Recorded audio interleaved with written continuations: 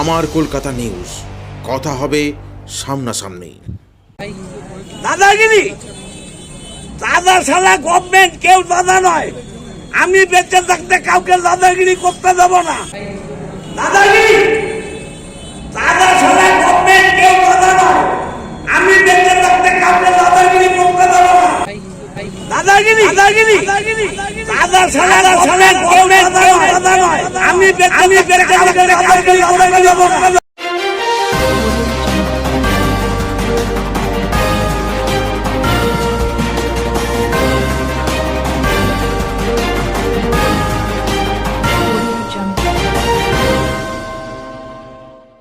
দাদাগিরি চলবে না। দাদা যদি কেউ হয়, সেটা গভর্নমেন্ট। তার উপরে কেউ দাদা নেই। আমার পরিবার অন্যায় করলে আমি অন্যায়ের বরদাস্ত করব না, পরিষ্কার ভাষায় জানিয়ে দিলেন চুঁচুড়া বিধায়ক অসিত মজুমদার। সাধারণ মানুষের পাশে থাকার বার্তা দিলেন বিধায়ক। যাদের কেউ নেই তাদের মাটি মানুষের সরকার আছে, আমি আছি। তৃণমূল কাউকে বলেনি অন্যায় করে দল করো, এমন মানুষকে দলে রাখব না বলে সাফ জানিয়ে দিলেন বিধায়ক। গতকাল ব্যান্ডেল গোপীনাথপুরে একটি দোকানকে ভাঙাকে কেন্দ্র করে চাঞ্চল্য সৃষ্টি হয়েছিল এলাকা জুড়ে। এলাকার ব্যবসায়িক তথা তৃণমূল নেতা দীনানাথ যাদবের বিরুদ্ধে অভিযোগ যে তিনি একজন 20 বছর ধরে ব্যবসায়ীর দোকান জোরপূর্বক ভেঙে দেওয়ার। কিন্তু দীনানাথ বাবু সেই জায়গাটি নিজের বলে দাবিও করেন। গতকালের ঘটনার পরিপ্রেক্ষিতে আজ বিকেলে ঘটনাস্থলে উপস্থিত হয় চুঁচুড়া বিধায়ক অসিত মজুমদার সহ ব্যান্ডেলের বিভিন্ন ব্যবসায়িক সহ স্থানীয় 4 নম্বর ওয়ার্ডের জনপ্রতিনিধি সরস্বতী পাল ও প্রাক্তন জনপ্রতিনিধি সঞ্জয় পাল সহ তৃণমূলের কর্মীরা।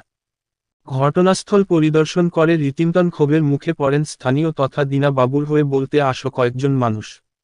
রীতিমতন বিধায়কের ক্ষোভের রসে পড়েন তারা। তাদের কোনো কথা না শুনেই বিধায়ক পরিষ্কার ভাষায় ওই দোকানে 20 বছর ধরে থাকা মানুষকে নিয়ে স্থানীয় জনপ্রতিনিধিকে জানিয়ে দেন আগামীকাল থেকেই তার দোকান যেমন ছিল করে দেওয়ার আর্থিক সহযোগিতা করবেন বলেও জানান বিধায়ক। স্থানীয় এক মহিলার সাইকেলের দোকান খুলিয়ে দিয়ে তাকে আশ্বস্ত করেন যে কোন রকমভাবে কেউ পরবর্তী সময়ে তাকে দোকান ছাড়ার কথা বললে তিনি তাকে ছেড়ে কথা বলবেন না। এই বিষয় নিয়ে স্থানীয় মানুষজন বিধায়কের এই আচরণ দেখে যথেষ্ট খুশি হন। স্থানীয় ব্যবসায়ীরা তথা দীনা বাবুর বন্ধু পরিজনরা পরিষ্কার জানান বিধায়ক এক পক্ষের কথা শুনেছেন, আমাদের কোন কথা গ্রাহ্য করেননি। বিধায়কের কথায় পিডব্লিউডি জমি কারুর নয়, কেউ নিজের বলে দাবি করলে সেই জায়গা আমি বুলডোজার দিয়ে ভেঙে দেব। আমি কারো দাদাগিরি মানব না। স্থানীয় দীনা বাবুর পরিজনদের কথা জানতে চাওয়া হলে বিধায়ক অসিত মজুমদার বলেন, ভেঙে দেওয়ার সময় কারো সঙ্গে তো কথা বলেনি, আজ কেন আমি তাদের সঙ্গে কথা বলবো? গরিব মানুষের অন্য কেড়ে নিয়ে দাদাগিরি করবে সেটা আমি মানব না। ভেঙে দেওয়ার আগে আলোচনা করা উচিত ছিল, ভেঙে দেবার পর আলোচনা কিসের বলে সাফ জানিয়ে দিলেন বিধায়ক। বিধায়কের এই আচরণে রীতিমতন খুশি চুঁচুড়াবাসী। জিটি রোডটা বিক্রি করে দাও না, দাও না জিটি রোডটা বিক্রি করে। পিডব্লিউডি জমি তোমার প্রপার্টি, তোমার বাবার প্রপার্টি, তোমার বাবার প্রপার্টি।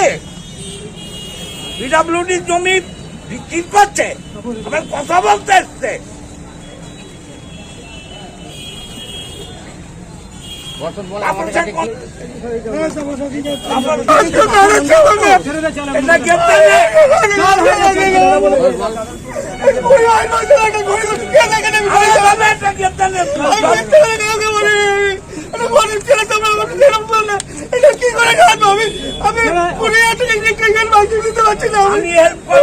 আমি হেল্প করবো, কর তুই।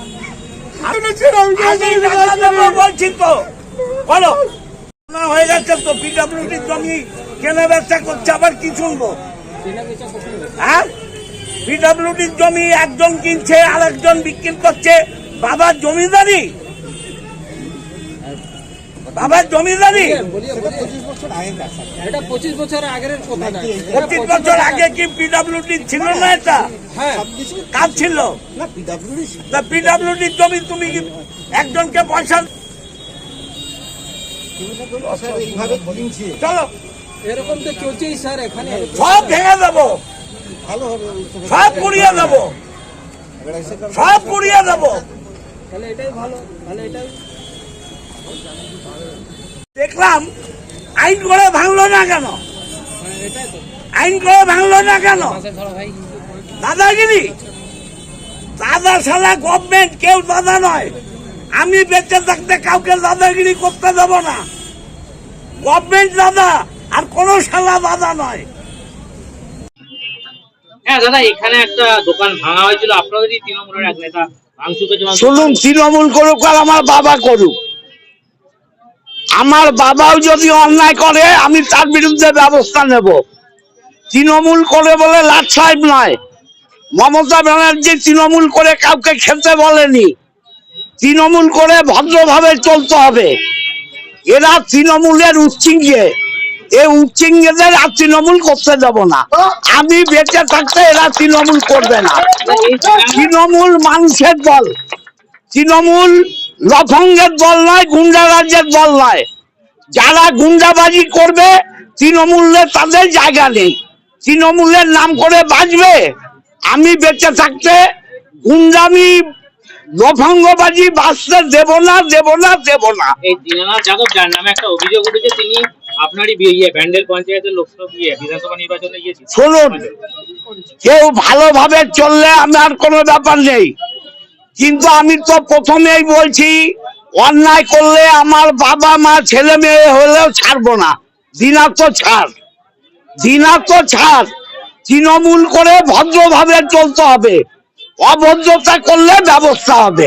দাদা, এর আগেও এই ব্যান্ডেলে বেশ কিছু ব্যবসায়ীরা একটা অভিযোগ তুলেছিল যে গুন্ডামি রাজ চলে, আপনি তখন দমন করেছিলেন। আবার এই একটা পরিস্থিতি। একটা দিনা লালা দমন করেছি, দিনার তো বাচ্চা। দেখুন, পিডাব্লিউডির জমিতে সারা বাংলায় আছে।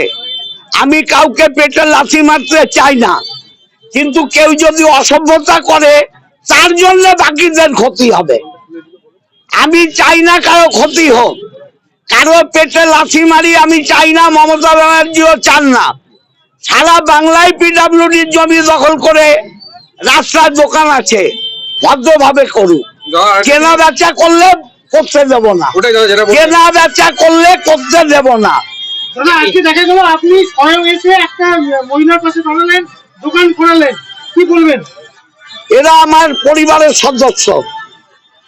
চুচুড়া বিধানসভার অন্তর্গত প্রতিটা পরিবার আমার সদস্য। কোন পরিবারের সদস্যর মনে যদি ব্যথা লাগে তার পাশে আমি আছি। দোকানটা যে আপনার বন্ধ ছিল, কি কারণে বন্ধ হয়ে গেছিল? দোকানটার জন্য দিনাদা প্রায় দিন মাঝে মাঝে এসে হুমকি দিতেন ওনাকে, দোকানটা ছেড়ে দাও, দোকানটা ছেড়ে দাও, দোকানটা ছেড়ে দাও। হয়তো আমাকে পয়সার খুব প্রলোভন দেখাতো, মাঝে মাঝে ওর কিছু টাকা দাও, নাহলে ওনার পাশে একটা দোকান আছে ওটা নিয়ে নাও। উনি খুব ভালোই জানেন আমার কিন্তু ওটা নেবার কোনো ক্ষমতা নেই। আমি দিন বুঝি এই দোকানে আমার কি আছে দেখুন তো, কোনো রকমের ডাল ভাত খেয়ে বেঁচে আছি। এই দোকান থেকে আমি কি করে ওটা নেবো উনি ভালোই জানেন, আমি নিতে পারবো না। আর এটা দিয়ে দিলে আমি চলবো কি করে, আমি কিভাবে চলবো সেটা তো আমাকে চালাতে হবে। আজকে বিধায়ক এসে দোকানটা খুলে দিলেন। অবশ্যই আমি ওনার কাছে চিরকৃতজ্ঞ। উনি এবং আমাদের পাশে আছেন সঞ্জয় দাদা, আমাদের মানে আমাকে যেভাবে করেছেন আমি ওনার কাছে চিরকৃতজ্ঞ। ওনার কথা আমার অসিদ্ধা। বিধায়ক এসে বলছেন যে দোকানগুলো ভেঙে দেবো, পিডাব্লিউডি কিন্তু আবার একজনকে গাঁথারও ভিকটিম আমি। বড় পাশের দোকানটা আমার, আমাদের বন্ধুদের, আমাদের কমিটি, তার মধ্যে আমি একজন। এবার তাপস হচ্ছে আমাদের ভাড়াটিয়া। এবার গায়ের জোরেও যাই বলুক নাকি আমি পয়সা দিয়ে কিনেছি, তার বিরুদ্ধে সবকিছু তো মৌখিক হয় না, কিছু পেন পেপারেও হয়। সেটা পরিস্থিতি অনুযায়ী আমরা পেন পেপার আছে আমার কাছে, পেন পেপারে লিখিত, যার থেকে নিয়েছি বা যেভাবে হোক। আজ থেকে আমি 98 থেকে 2001-এর ঘটনা বলছি।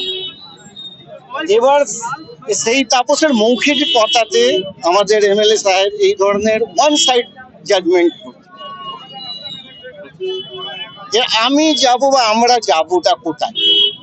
আমরা একটা মোরাল হিসাব করছিলাম যে ওইটাকে ভাঙার পর, ওইটাকে কমপ্লিট করার পর তাপসের সাথে বসে যে ঠিক আছে একটা দোকান আছে, আপনাদের জায়গা, আপনারা তো ভাঙার আগে লিগ্যাল ভাবে ভাঙতে পারতেন, আইনি ভাবে ভাঙতে পারতেন। পিডাব্লিউর জায়গা, কিন্তু সবই তো হাই রোডের ধারে, সবই তো এই জিটি রোডের ধারে পিডাব্লিউ জানানো হয়েছে, তাপসকে জানানো সে হয়েছে। ওইটাকে ইউজ করছে গুমটির মাধ্যমে বা কংক্রিট দেওয়াল দিয়ে মাধ্যমে, সেই তো তার মালিক। কিন্তু তাপস বারংবার দাবি করছে ওই দোকানটা নাকি ওরই।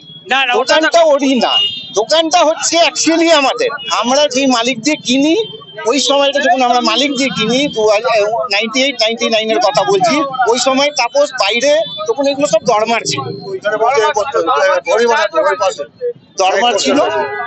আমরা বসার জন্য আটখানা বন্ধু মিলে ওইটা নিই কালাদার থেকে। কালাদা মালিক ছিলেন কালাচাঁদ বলে, উনি 2003-04 সালে মারা যান। আমি 2098-99 আমরা নেওয়ার পর আমরা একটা বসার জায়গা পেলাম, বসার জায়গা পর আমাদের সবার সাথে ওয়েল বিয়ে।